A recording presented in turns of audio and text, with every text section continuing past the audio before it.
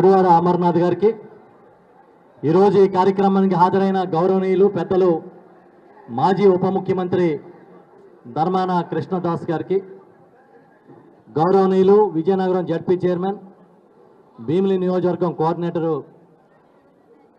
మధ్య శ్రీనివాస్ గారికి, మేయర్ గారు గౌరవనీయులు శ్రీమతి హరికుమార్ గారికి, గౌరవనీయులు ఎంపీ గారు శ్రీమతి తనూజ గారికి, గౌరవనీయులు రాష్ట్ర వైఎస్ఆర్ పార్టీ మహిళా అధ్యక్షురాలు ఎమ్మెల్సీ గారు శ్రీమతి వరదు కళ్యాణి గారికి, మాజీ శాసనసభ్యులు వెంకటరామయ్య గారికి, గౌరవనీయులు పెద్దలు వాసుపల్లి గణేష్ గారు మాజీ శాసనసభ్యులు వారికి, దేవన్ గారు గాజువాక సమన్వయకర్త గారికి, అదేవిధంగా పెద్దలు మాజీ శాసనసభ్యులు అనకాపల్లి పార్లమెంటు కోఆర్డినేటరు ధర్మశ్రీ గారికి, గౌరవనీయులు పెద్దలు ఎమ్మెల్సీ గారు మాజీ ఎంపీ గారు నాకు ఆప్తులు పండుల రవీంద్రబాబు గారికి, మాజీ శాసనసభ్యులు సోదరులు అదీప్ గారికి, విజయ్ కుమార్ గారికి,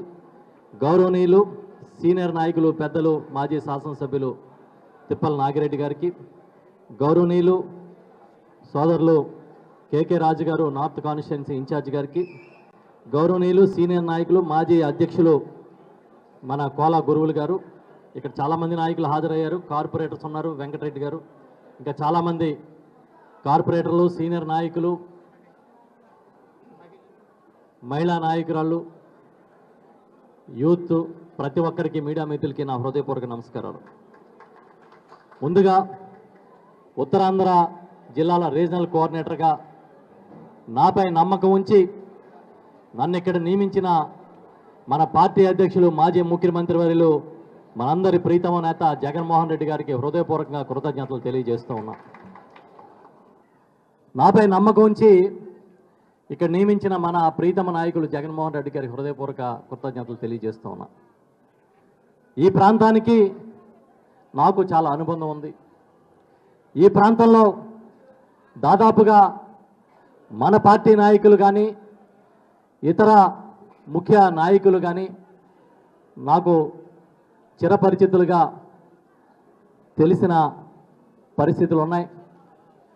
ఎప్పుడో పూర్వం నేను జర్నలిస్టుగా పనిచేసినప్పుడు పెద్దలు ద్రోణంరాజు సత్యనారాయణ గారి దగ్గర నుంచి పెద్దలు గుడివాడ గురునాథరావు గారి దగ్గర నుంచి ఎంతోమంది ప్రముఖులు వారి రాజకీయాలు దగ్గర నుంచి చూసిన వాడిని.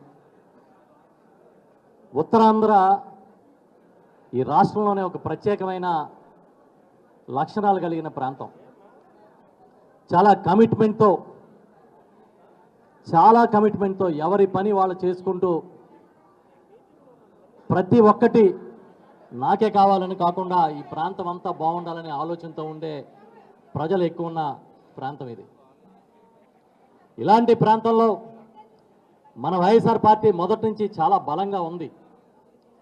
కానీ ఇక్కడ ఉన్న కొన్ని పరిస్థితుల వల్ల అర్బన్ ప్రాంతంలో 2019లో కానీ 2024 ఎన్నికల్లో కానీ మనం ఆశించిన ఫలితాలు రాలేదనే బాధ ప్రతి కార్యకర్తలోనే ఉంది.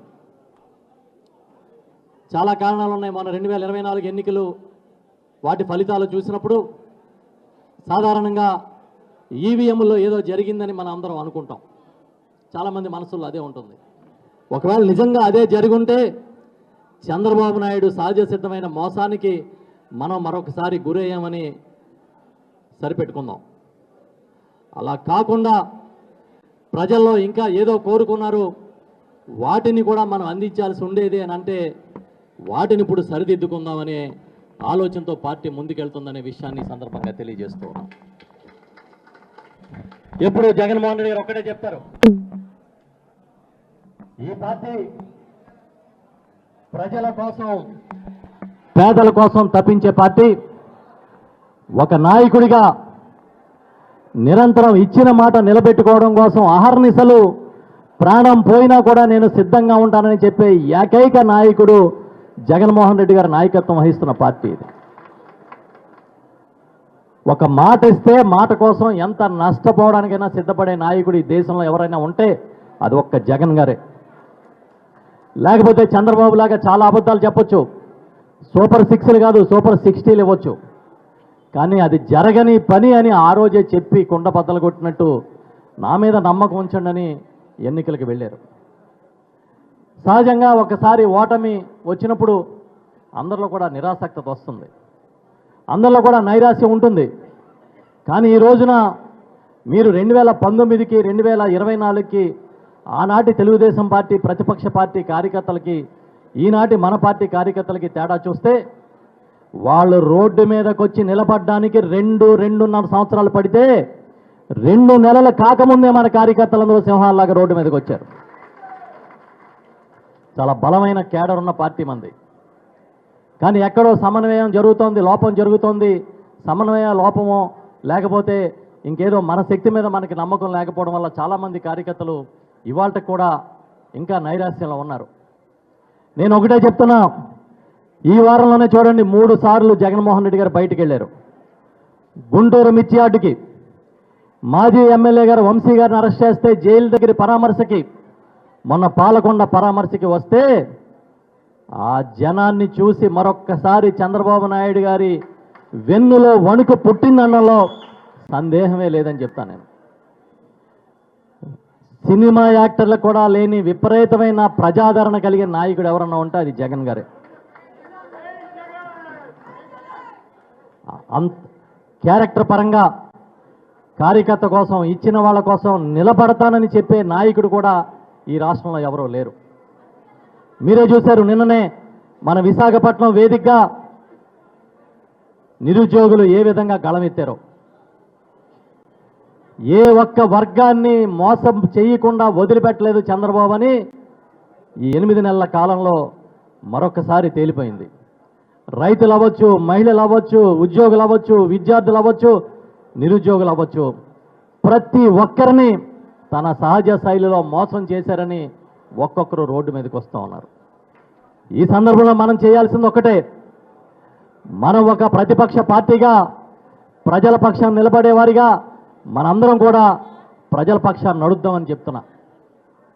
ఇక్కడ ఉన్న సీనియర్ నాయకులు అందరూ మీకు తెలుసు, సుదీర్ఘకాలం పాటు రాజకీయాల్లో అనుభవం కలిగిన నాయకులు. వీరందరినీ క్షేత్రస్థాయిలో ఉన్న కార్యకర్తల్ని అందరినీ సమన్వయం చేస్తూ ముందుకెళ్ళమని చెప్పి జగన్మోహన్ రెడ్డి గారు నాకు చెప్పారు. నేను చెప్తున్నా, ఒక రీజనల్ కోఆర్డినేటర్గా మీలో ఒక్కడిగా ఉంటాను తప్ప వేరేగా ఏదో ప్రపంచం ఉండదని మాత్రం మీకు అందరికీ మాట ఇస్తున్నా. మీ అందరితో కలిసిమెలిసి పార్టీ బలోపేతానికి గట్టిగా ప్రయత్నం చేద్దామని చెప్పి చెప్తూ మీరందరూ సహకరించమని చెప్పి కోరుకుంటూ ఉన్నా. ఉత్తరాంధ్రలో స్టాల్వార్డ్స్ ఉన్నారు, చాలా పేరున్న బలమైన నాయకులు మన పార్టీలో ఉన్నారు. పెద్దలు శాసనమండలి ప్రతిపక్ష నాయకుడిగా ఉన్న బొత్స సత్యనారాయణ గారు, పెద్దలు మాజీ మంత్రివర్యులు ధర్మాన ప్రసాదరావు గారు, మాజీ ఉప ముఖ్యమంత్రి మన కృష్ణదాస్ గారు, మాజీ స్పీకరు సీతారాం గారు, ముత్యాల నాయుడు గారు, ఎంతోమంది ప్రముఖులు పెద్దలు చాలామంది ఉన్నారు. నేను ఒకటే చెప్తున్నా, పార్టీ బలంగా ఉంది. ఇవాళకి క్యాడర్ ఎక్కడా చెక్కు చెదరలే. ఈ సందర్భంగా నేను చెప్పేది ఒకటే, అమర్ గారు కానీ, చిన్నసీని గారు విజయనగరం ప్రెసిడెంట్గా వారు కానీ, ఇతర ముఖ్య నాయకులందరితో ఎప్పటికప్పుడు సంప్రదింపులు జరిపి ఎక్కడైనా సరే సమస్య ఉంటే ఇమీడియట్గా నేను కూడా మీతో భాగస్వామిని అవుతానని చెప్తున్నా. కృష్ణదాస్ అన్న కూడా మన శ్రీకాకుళానికి అధ్యక్షులుగా ఉన్నారు. అదేవిధంగా మన్యం పరీక్షితరాజు గారు ఉన్నారు, ఎమ్మెల్యే విశ్వేశ్వరరాజు గారు మన పాడేరు అరకు ఏఎస్ఆర్ జిల్లాకి అధ్యక్షులుగా ఉన్నారు. అందరు అధ్యక్షులతోనూ ఇతర నాయకులతో ముత్యాల నాయుడు గారు ఇంతకుముందే చెప్పారు పేరు, అనకాపల్లి అధ్యక్షులుగా ఉన్నారు. పార్లమెంట్ కోఆర్డినేటర్గా ధర్మశ్రీ గారు, ఇంతమంది కీలక బాధ్యతల్లో ఉన్న నాయకులందరితోనూ, మన కోఆర్డినేటర్లు, మాజీ శాసనసభ్యులు అందరితోనూ సమన్వయం చేసుకుంటూ ముందుకెళ్తానని చెబుతూ మళ్ళీ చెప్తున్నా, ఉత్తరాంధ్రాని నెంబర్ 1గా నిలబెట్టడం కోసం మనందరం కలిసికట్టుగా పనిచేద్దాం.